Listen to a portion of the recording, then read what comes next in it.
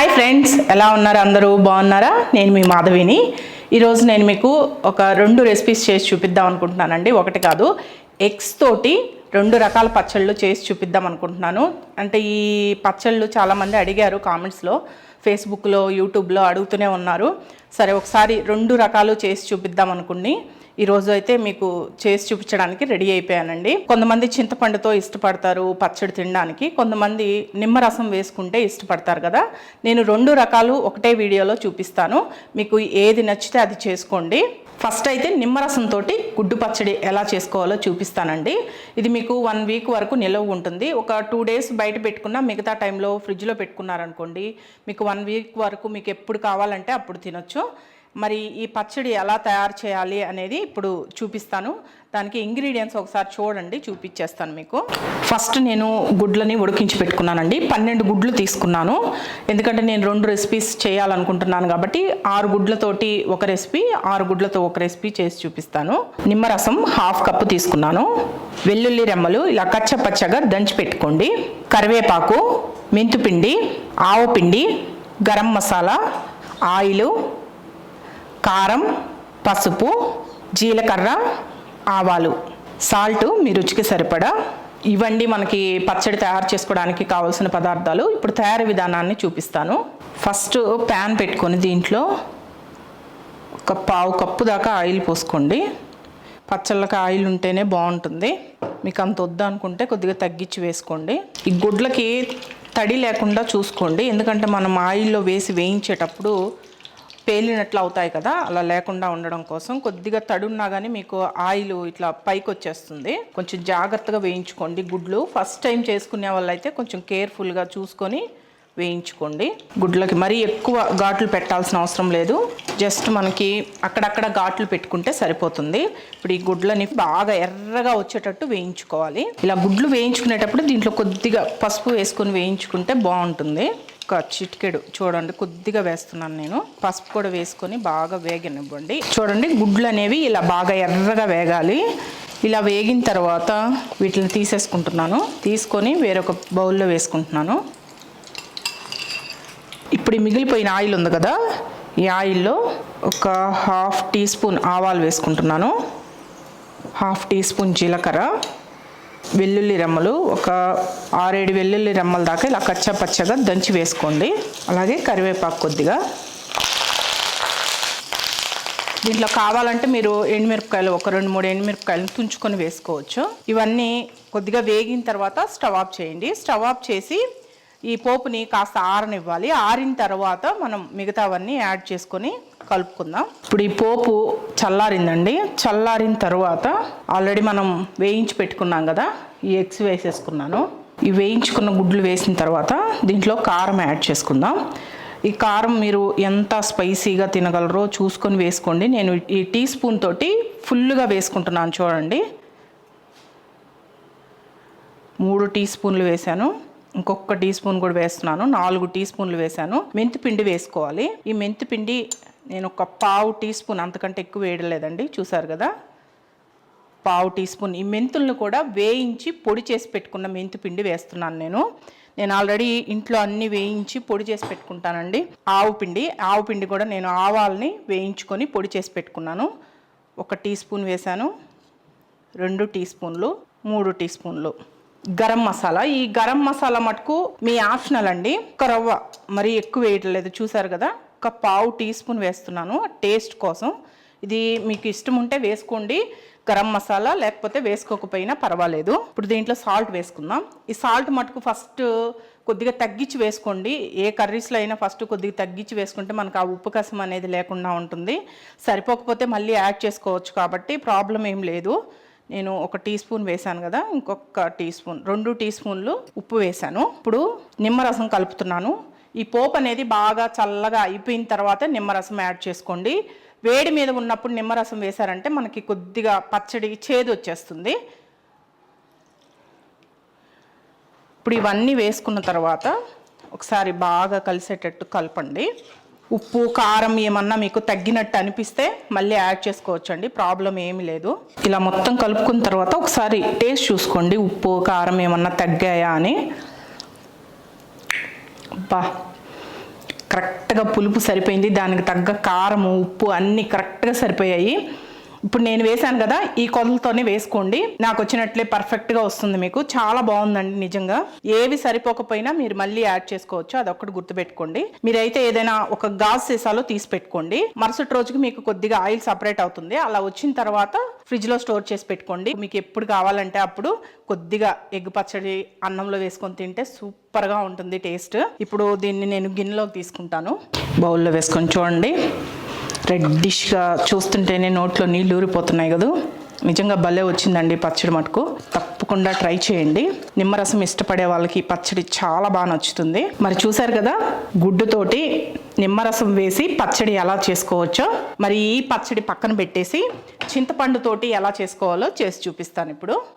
కావలసిన పదార్థాలు: గుడ్లు 6 ఉడికించుకొని తీసుకున్నాను. అలాగే ఉల్లిపాయ పెద్ద సైజు 2 ఉల్లిపాయలు తీసుకొని మిక్సీ జార్లో వేసుకొని నేను ఇలా కచ్చా పచ్చాగా చేసి పెట్టుకున్నానండి. మీరు సన్నగా కట్ చేసి అయినా తీసుకోవచ్చు. చింతపండు మీడియం సైజు నిమ్మకాయ సైజు అంతా చింతపండు తీసుకొని నీళ్ళల్లో వేసి బాగా మరిగించుకున్నాను. మరిగిన తర్వాత బాగా పిసికి పిప్పిని తీసేసి ఇలా రసాన్ని సపరేట్ చేసి పెట్టుకున్నాను. అలాగే కారం, ఆయిల్, గరం మసాలా పౌడర్, ఆవాల పొడి, మెంతి పొడి, ఆవాలు, జీలకర్ర, ఉప్పు, ఎండుమిరపకాయలు, అల్లం వెల్లుల్లి పేస్ట్, పసుపు, కరివేపాకు. ఇవండి ఈ పచ్చడి తయారు చేయడానికి కావాల్సిన పదార్థాలు. ఇప్పుడు వీటిలన్నిటిని పక్కన పెట్టేసి ఎలా తయారు చేసుకోవాలో చూపిస్తాను. ఇప్పుడు మళ్ళీ స్టవ్ పైన ప్యాన్ పెట్టుకొని దీంట్లో మరొక 1/2 కప్పు ఆయిల్ వేసుకుంటున్నాను నేను. ఒకవేళ మీరు సరిపోకపోతే మళ్ళీ అయినా కొద్దిగా యాడ్ చేసుకోవచ్చండి. ఇప్పుడు ఈ ఆయిల్లో మనం ఫస్ట్ వేయించుకున్నట్టే ఎగ్స్ని వేయించుకోవాలి.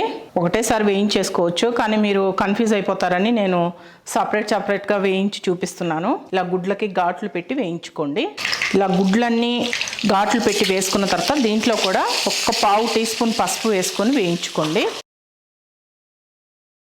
చూడండి, ఇలా బాగా ఎర్రగా వేగాలి. ఇలా వేగిన తర్వాత ఈ ఎగ్స్ని కూడా తీసి పక్కన పెట్టేసుకుందాం. ఇప్పుడు ఈ గుడ్లని పక్కన పెట్టేసుకున్నాం కదా. ఇప్పుడు ఈ మిగిలిన ఆయిల్లో ఆవాలు 1/2 టీ స్పూన్ వేసుకుంటున్నాను. అలాగే జీలకర్ర కూడా 1/2 టీ స్పూన్ వేస్తున్నాను. ఈ ఆవాలు జీలకర్ర కొద్దిగా వేయించుకోండి, అంటే ఆవాలు చిటపటలాడిన దాకా వేగనివ్వండి. ఈ ఆవాలు వేగిన తర్వాత దీంట్లో కచ్చా పచ్చాగా మిక్సీకి వేసుకున్న ఉల్లిపాయ పేస్ట్ వేసుకుంటున్నాను. మరి పేస్ట్ లాగా చేయొద్దు, కచ్చా పచ్చాగా వేసుకోండి. లేదు అంటే మీరు చిన్న చిన్న ముక్కలుగా అయినా కట్ చేసుకొని అయినా వేసుకోవచ్చు. ఇప్పుడు ఈ ఉల్లిపాయ పేస్ట్ వేసేసుకున్న తర్వాత ఫ్లేమ్ని మీడియం ఫ్లేమ్లో పెట్టుకొని ఈ ఉల్లిపాయ ముక్కలు మనకి కాస్త మెత్తబడి కొద్దిగా కలర్ మారేంత వరకు వేయించుకోవాలండి. కొద్దిగా టైం పడుతుంది మీకు వేగడానికి. చూడండి, ఇలా కాస్త ఎర్రగా వేగాలి. కొద్దిగా ఎర్రగా వేగేయచ్చు కదా, ఇలా వేయించుకోవాలి. ఈ ఉల్లిపాయలు వేయించుకునేటప్పుడు నేను ఏదో మిస్ అయ్యాను దీంట్లో అనుకుంటున్నాను. అదేంటి అంటే ఎండుమిర్చి వేయడం మర్చిపోయానండి. పోపులో ఎండుమిర్చి వేయడం మర్చిపోయాను. మీరు పోపులో ఎండుమిరపకాయలు వేయండి. చూడండి, ఎండుమిర్చి మీకు ఇంగ్రీడియంట్స్లో కూడా చూపించాను కదా, అవి వేయలేదు, మీరు పోపులో వేసుకోండి. ఇప్పుడు దీంట్లో నేను కరివేపాకు వేసుకుంటున్నాను. అలాగే అల్లం వెల్లుల్లి పేస్ట్ 1 టీ స్పూన్ వేసుకుంటే సరిపోతుంది. మనం చింతపండు వేసుకుంటున్నాం కాబట్టి, అంటే చింతపండు గుజ్జు వేసుకుంటున్నాం కాబట్టి అల్లం వెల్లుల్లి పేస్టు ఎక్కువ వేసుకుంటే టేస్ట్ అంత బాగుండదు. 1 టీ స్పూన్ వేసుకొని పచ్చి వాసన పోయేంత వరకు వేయించుకోండి. వెల్లుల్లి పేస్ట్ కూడా బాగా వేగిందండి. ఇప్పుడు దీంట్లో మిగతా అన్ని యాడ్ చేసుకుందాం. మీరు డైరెక్ట్గా మటుకు వేయొద్దు చింతపండుని. అలా నీళ్ళల్లో పిసికేసి వేసారనుకోండి, మీకు బూజు వచ్చేసినట్టు పచ్చడి పాడైపోతుంది. చింతపండుని వేడి నీళ్ళల్లో బాగా ఉడికించుకొని గుజ్జు తీసి పక్కన పెట్టుకోండి. అదొక్కటి మటుకు గుర్తు పెట్టుకొని చేసుకోండి. ఇప్పుడు దీంట్లో కారం వేస్తున్నాను నేను. 1 టీ స్పూన్ వేసాను, 2 టీ స్పూన్లు, 3 టీ స్పూన్లు కారం వేసాను. టీ స్పూన్తో కూడా ఫుల్గా వేసుకున్నాను.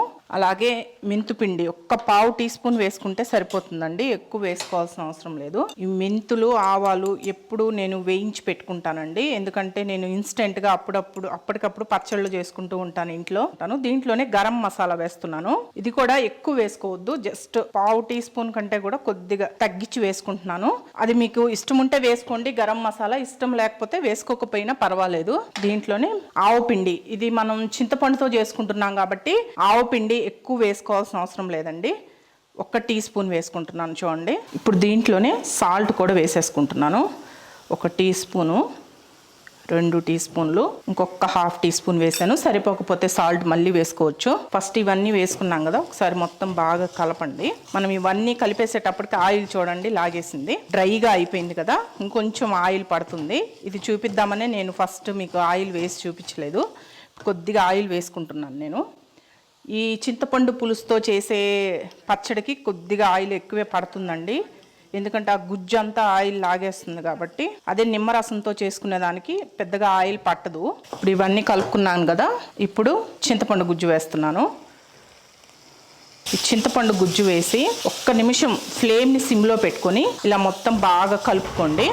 ఇప్పుడు చూడండి, ఒక నిమిషం ఇలా కలుపుకుంటూ ఉన్నారంటే మీకు ఈ విధంగా ఆయిల్ సపరేట్ అవుతుంది. ఇప్పుడు కరెక్ట్గా సరిపోయింది మనకు ఆయిల్ అన్నీ. ఒకసారి టేస్ట్ చూసుకోండి, మీకు కరెక్ట్గా సరిపోయిందండి. నేను వేసిన ఉప్పు కారము అన్నీ కరెక్ట్గా సరిపోయాయి. ఒకవేళ మీకు చింతపండు పులుపు సరిపోకపోయినా సరే కొద్దిగా చింతపండును తీసుకొని వేడి నీళ్ళల్లో వేసి బాగా ఉడికించేసి గుజ్జు తీసుకొని వేసుకోండి. ఒకవేళ పులుపు ఎక్కువైంది అనుకోండి, కొద్దిగా ఉప్పు కారం యాడ్ చేసుకోండి, సరిపోతుంది ఆ పులుపుకి తగ్గట్టు.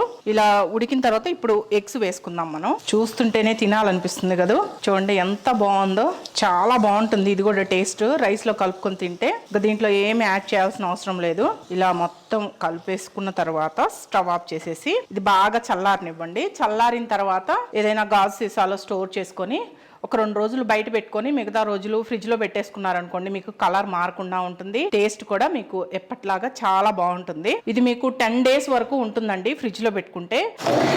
ఇలా రెడీ అయిన పచ్చడిని బౌల్లో వేసుకుంటున్నాను. చూడండి ఎంత కలర్ఫుల్గా ఉందో. టమాటాతో చేసే గుడ్డు పచ్చడి కూడా భలే ఉంటుందండి టేస్ట్. ఈసారి మీకు ఆ పచ్చడిని చేసి చూపిస్తాను. చూసారు కదా, కోడిగుడ్లతోటి 2 రకాల పచ్చళ్ళు ఎలా ప్రిపేర్ చేసుకోవచ్చో చేసి చూపించాను కదా. మీకు ఏది నచ్చితే అది ట్రై చేయండి. అసలు చూస్తుంటేనే నోరు ఊరిపోతుంది. రైస్లో కలుపుకొని తింటే భలే ఉంటుంది. మరి ట్రై చేసి టేస్ట్ ఎలా ఉందో కామెంట్స్లో తెలియచేయండి. ఈ వీడియో మీకు నచ్చింది అనిపిస్తే మన షెఫ్ ఛానల్ని సబ్స్క్రైబ్ చేసుకోండి, లైక్ చేయండి, మీ ఫ్రెండ్స్కి రిలేటివ్స్కి షేర్ చేయండి.